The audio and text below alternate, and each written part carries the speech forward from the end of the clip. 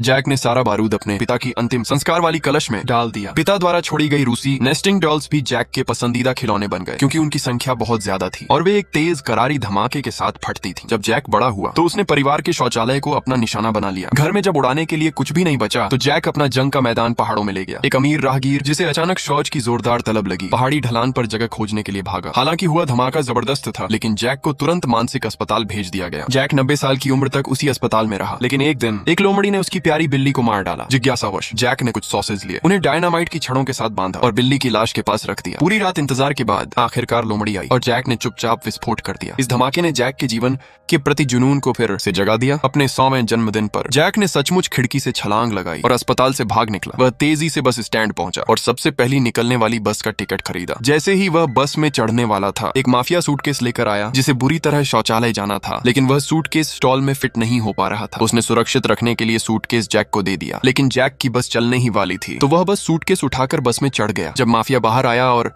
Jack और suitcase दोनों को गायब पाया तो वह गुस्से से दहाड़ उठा। यात्रा के बीच में जैक का पैसा खत्म हो गया और वह उतर गया। एक सुनसान स्टेशन से गुजरते समय स्टेशन मास्टर ने उसे आवाज दी। उसे खोया हुआ समझकर अंदर खाने पर बुला लिया। जब जैक शौचालय में था तो पीछा कर रहा वही माफिया पीछे के दरवाजे से घुस आया और स्टेशन मास्टर को धमकाकर सूटकेस मांगने लगा। हंगामा सुनकर जैक ने हथियार ढूंढा। पहले उसने लोहे की रिंच उठाई, लेकिन वह बहुत भारी थी। फिर उसने लकड़ी का हथौड़ा लिया और पीछे से माफिया को बेहोश कर दिया। इस तरह स्टेशन मास्टर की जान बच गई। दोनों ने मिलकर उस गुंडे को फ्रीजर में घसीट कर बंद कर दिया। जिज्ञासा में जैक ने सूटकेस खोला और पाया कि वह पैसों से भरा हुआ था। जैक शांत रहा। अब उसे समझ आ गया कि माफिया इतना घबराया हुआ क्यों था। घबराए हुए और असमंजस में दोनों बस पीते रहे। जब होश आया तो उन्होंने देखा कि माफिया फ्रीजर में पूरी तरह जमकर बर्फ का ठोस टुकड़ा बन चुका था। अब उनके पास कोई और रास्ता नहीं था। दोनों भाग निकले, सूटकेस और जमी हुई लाश दोनों को साथ लेकर।